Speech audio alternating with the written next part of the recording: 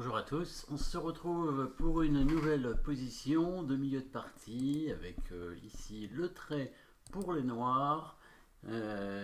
Pas beaucoup de pièces d'échanger, hein, un seul. Les noirs ont donné une pièce en fait, un cavalier contre deux pions, puisqu'ils ont 2, 4, 6 pions contre 4.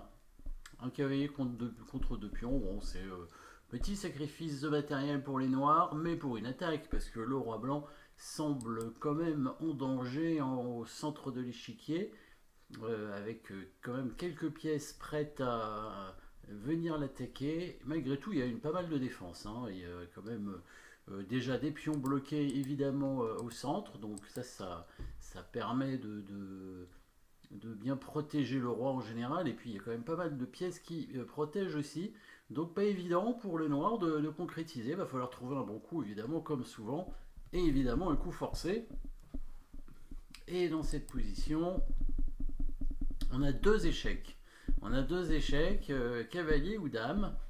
Bon, alors quel échec on va regarder en premier? Normalement on regarde le cavalier puisque c'est celui qui donne le moins de pièces.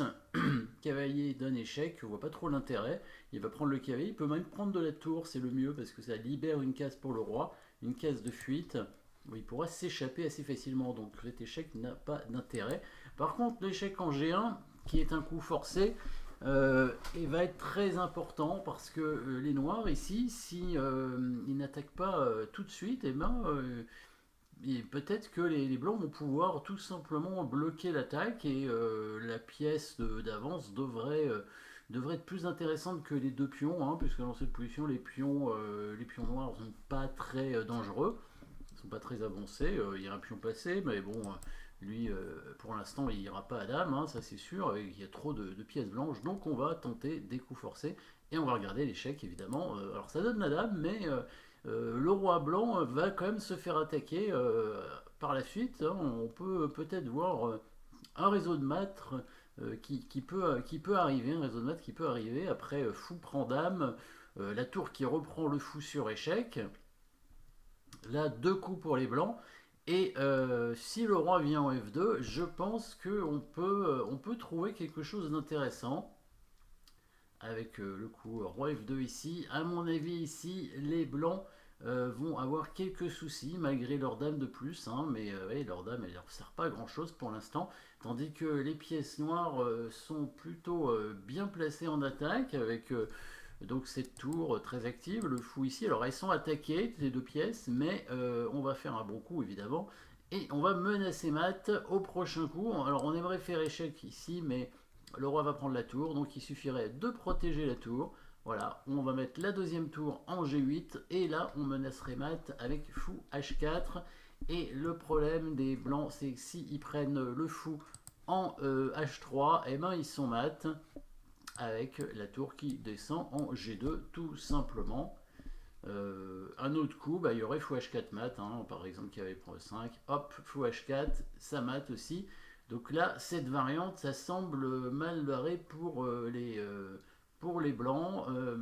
S'il avait fait, il y avait un autre coup encore, il y avait fou F1 peut-être qui retardait un tout petit peu le mat, et là on peut mater en quelques coups assez facilement, hein, je pense, avec le coup de fou en H4.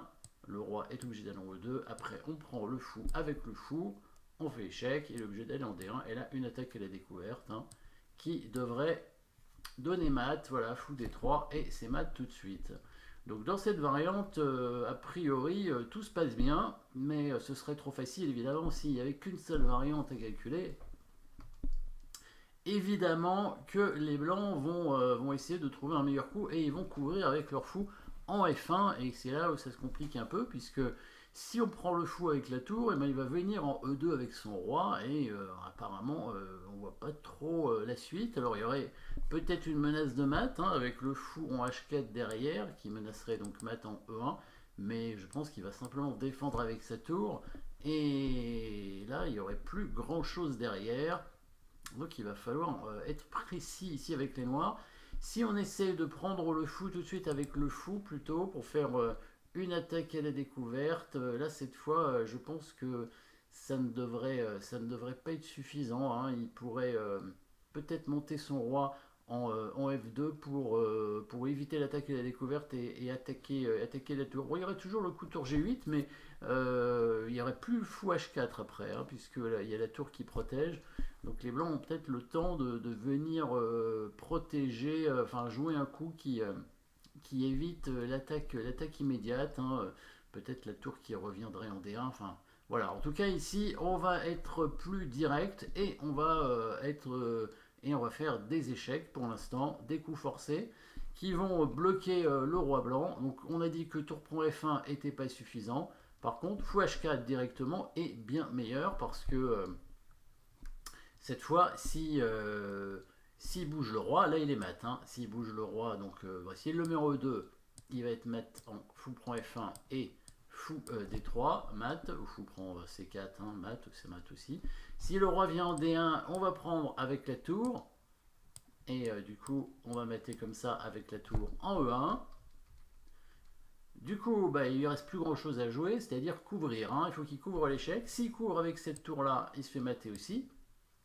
Donc s'il couvre avec cette tour-là, on va mater, on va prendre le fou, simplement. Échec. Il va être obligé d'aller en E2, parce que sa tour est clouée. Ensuite, on reprend la tour. Et oui.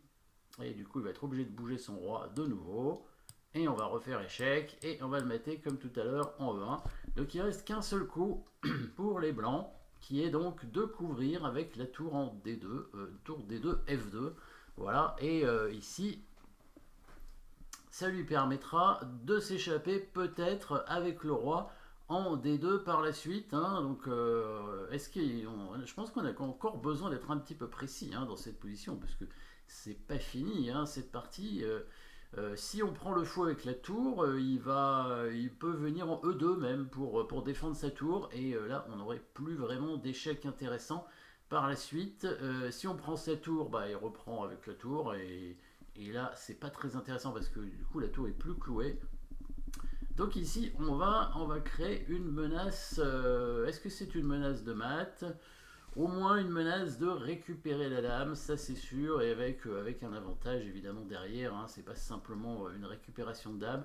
En tout cas c'est presque mat, hein, la menace, je pense, avec le coup fou prend fou F1. Alors c'est pas tout à fait mat, puisque quand on va prendre le cavalier en faisant échec à la découverte, le roi pourra aller en D2.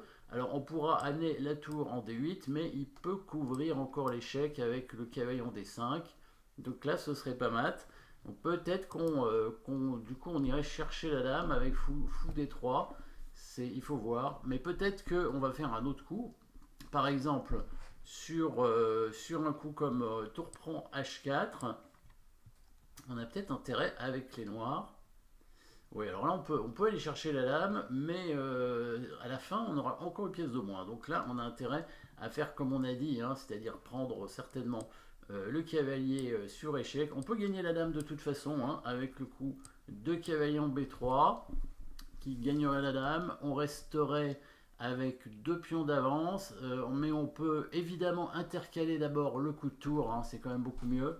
Le coup de tour en D8, bien sûr. Le cavalier serait obligé d'aller en D5.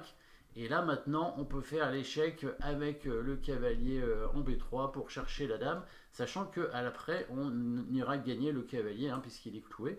Alors attention à ne pas tomber dans le petit piège, je pense que c'est un piège, si jamais on prend le cavalier quand même, il va reprendre avec le pion et il va faire échec à la découverte. Hein. Donc ça n'a pas l'air très très bon pour les noirs. Hein. Après, bon, c'est pas fini, mais... en tout cas, voilà, là peut-être qu'on rate un gros avantage, en tout cas un avantage décisif. Le plus simple pour les noirs, c'est tout simplement de faire ça échec. Il est obligé de prendre, il n'y a pas d'autre coup. On reprend la dame et seulement après on prendra le cavalier évidemment. Hein. Et là on aura un fou de plus.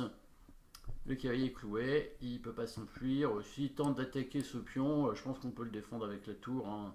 On va pas lui laisser, on va revenir peut-être avec cette tour là, ou alors on met cette tour ici pour conserver l'autre tour active, c'est peut-être encore mieux. Enfin bon, là il n'y a pas de grosse différence entre les coups. Voilà, donc ça c'était s'il prenait le fou en H4, mais il peut s'enfuir tout de suite aussi. Il peut aussi prendre le pion au milieu.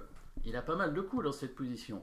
Par exemple, il pourrait prendre ce pion ici en se disant, bah, si maintenant je vais pouvoir couvrir l'échec plus facilement. Par exemple, si s'il met son fou en C4 pour faire échec, le roi va venir en D2. Là, si on met la tour en D8, là le cavalier blanc peut couvrir maintenant, il peut même couvrir en D5 comme tout à l'heure, hein, c'est pas mal, puisque quand on prend avec le pion, toujours l'attaque et la découverte. Alors il y a toujours le coup cavalier B3 qui va gagner une pièce, mais cette fois les blancs restent avec un cavalier, donc on n'aura pas de pièce d'avance hein, ici. Hein. Cavalier échec, dame prend, fou prend. Voilà, ici les blancs peuvent même prendre ce pion hein, d'ailleurs. Hein, le cavalier en D5 n'est pas perdu, donc voilà, la partie continue. Hein, là c'est pas très clair. Il va falloir jouer un coup précis, bien évidemment, dans cette position après le coup cavalier E5. On va pas faire échec, mais on va menacer mat, la fameuse menace de mat, hein, toujours décisive. Alors pas toujours, hein, des fois il faut faire échec, hein, mais des fois il faut menacer mat. Bah oui, voilà, s'il faut menacer mat, tout simplement, on va bloquer la sortie du roi en mettant directement la tour en D8. Et là, on menace mat, hein, en bougeant le fou à peu près n'importe où. Sur la diagonale, en tout cas, fou C4 ou fou B5. Finalement, il n'y a pas tant de cases que ça pour mater. Il n'y en a que deux, mais c'est déjà pas mal. Fou C4 et fou B5, ça fait mat. En un coup, du coup. Alors, s'il prend le fou en H4, bah, ce sera mat en deux coups, puisque sur fou C4, la tour est déclouée en F2, mais il va être obligé d'aller en F1. Et on va prendre sa tour, évidemment. Donc ici, tour D8, qu'est-ce qu'il peut jouer comme coup? Il peut essayer d'intercaler le cavalier à nouveau, hein, le cavalier en D5 peut-être. Toujours le cavalier en D5. Alors, s'il l'intercale en D7, on va tout simplement le prendre avec le cavalier. Hein, là, on va remenacer de bouger le fou et de découvrir le cavalier. Et s'il prend le pion ici pour attaquer la tour, hein, ce qui est intéressant, hein, puisque si maintenant on bouge le fou, il pourrait mettre son roi en D2 et là, l'attaque et la découverte est moins dangereuse. Oui, elle est moins dangereuse puisqu'il va prendre la tour, hein, évidemment, c'est ça la différence. Mais on peut faire un bon coup là, une menace de mat en un coup, et ça va faire mat assez rapidement grâce à un joli coup, toujours la menace de mat avec le roi qui est empêché de partir, et en plus on va menacer mat cette fois avec le cavalier, puisque en prenant le pion en F3, le tour est toujours cloué. Le roi, après la prise ici par exemple, hein, cavalier prend F3, roi D1, obligé, et le fou peut bouger en D3, et c'est mat au coup suivant, après tour F1, tour prend F1 mat, évidemment, on mat avec les pièces légères ici. Cavalier E5, je crois que les blancs ne peuvent rien faire pour éviter le mat. Hein. Au prochain coup, soit on prend le pion F3 comme on a dit, soit le fou va bouger et le roi blanc va être mat au coup suivant. Bon, peut-être le coup cavalier D5 du coup est meilleur dans cette position, mais là on va simplement prendre le cavalier pardon, avec le pion, voilà, et on va menacer toujours de découvrir à la fois le fou et après l'autre pion, hein, puisque on fera échec à la découverte ici, hein, si jamais il prend le fou, on bouge le fou, échec, il met son rang D2, et là on peut prendre le pion sur échec à nouveau, hein, puisque on attaque avec la tour ici. Bon, il peut faire cavalier D3, mais je pense qu'il devrait pas être très bien dans quelques coups. Voilà, à mon avis, il devrait se faire mater assez rapidement. En tout cas, on peut gagner évidemment la dame avec E3 échec. Et on prend le cavalier ici, hein, avec le fou. Bon, après, on va menacer la tour et on va menacer mat. Hein, on peut faire ça. Dame prend. Et on peut prendre du cavalier, c'est peut-être le mieux, parce qu'on menace cavalier C1 mat, on menace de prendre la tour. Ah, il y a aussi un autre mat ici, avec tour 20. Donc là, je pense qu'il ne peut pas éviter tous les mats. Voilà, puis on prend le cavalier ici. Et est-ce qu'il y a un autre coup dans cette position? Oui, si jamais il prend le pion, cette fois, hein, à nouveau, l'attaque et la découverte pour faire échec, bah, nous aussi, on a une attaque et la découverte, évidemment, pour parer l'échec, hein, comme dans les films un peu, hein, les anciens films, maintenant, ils commencent à être un petit peu plus... ils commencent à faire des films où il y a des vraies parties d'échecs, il y a des films ou des séries où il y a des vraies parties d'échecs, mais avant, dans les films, si vous vous souvenez, quand il y en a un qui faisait échec, l'autre il faisait échec et mat. Hein. C'était quelque chose qui arrive jamais. Là, on fait pas échec et mat tout de suite quand même, on fait échec sur l'échec, c'est déjà pas mal. Et ben là, il va prendre le fou, pardon, là, il va bouger le roi et on va prendre sa dame évidemment. Et puis, on aura quand même deux pièces de plus hein, pour l'instant. Bon, ils vont peut-être en récupérer une, mais c'est tout. Hein, et on aura quand même une pièce d'avance dans cette position. Est-ce qu'il y a un autre coup qu'on a oublié sur le coup tour D8? Oui, après cavalier prend E5, c'était tour D8, voilà. Mais il y avait peut-être le coup roi D2 dans cette position pour éviter l'attaque et la découverte, mais là on va... alors on pourrait faire tour D8 hein, comme tout à l'heure, mais dans la partie il a préféré prendre la tour ici pour... je pense que le tour D8 était très bien aussi, hein. Il a préféré prendre la tour ici pour continuer son attaque. Et quand il a repris, maintenant il a fait tour D8 et là les blancs ont abandonné parce que ils vont perdre la dame. Est-ce qu'il avait un autre coup? Je pense qu'il ne pouvait pas faire grand chose, hein, parce que s'il bougeait son roi, il allait au minimum reperdre la dame. Hein.